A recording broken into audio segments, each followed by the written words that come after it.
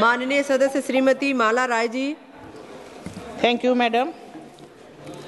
ভারতের বৃহত্তম শহর কলকাতা, এর মহানগরী, এই ব্যস্ততম মহানগরীর জন্য কলকাতাবাসীর পরিবহন স্বাচ্ছন্দ্যের কথা ভেবে দেশের প্রথম মেট্রো রেল চালু হয়েছিল 1984 সালে।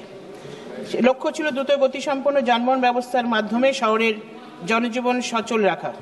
সময়ের সঙ্গে সঙ্গে কলকাতার কলরব বৃদ্ধি পেয়েছে, বেড়েছে জনসংখ্যা, সেই তুলনায় মেট্রো রেলের উন্নয়নে কেন্দ্রীয় সরকারের অর্থ বরাদ্দ হার ক্রমশ কমিয়ে দেওয়া হয়েছে, আর তার ফলে প্রতিনিয়ত ব্যাহত হচ্ছে মেট্রোর সুষ্ঠু পরিষেবা। কর্মীর সংখ্যাও কমে যাচ্ছে।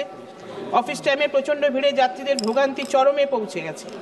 আসলে পুরনো রেখে যান্ত্রিক গোলযোগ কারণে প্রায়শই ট্রেন বাতিল হচ্ছে। হাজার হাজার যাত্রীর চাপে দমবন্ধ পরিবেশ সৃষ্টি হচ্ছে প্ল্যাটফর্মে।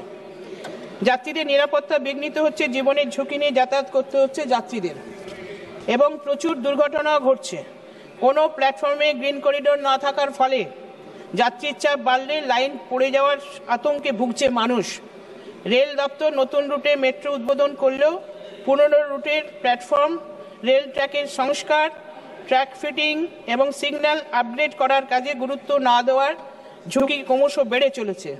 উদ্বিগ্ন হচ্ছে মানুষ। তাই রেল মন্ত্রককে এ ব্যাপারে যথাযথ নজর দেওয়ার অনুরোধ করছি।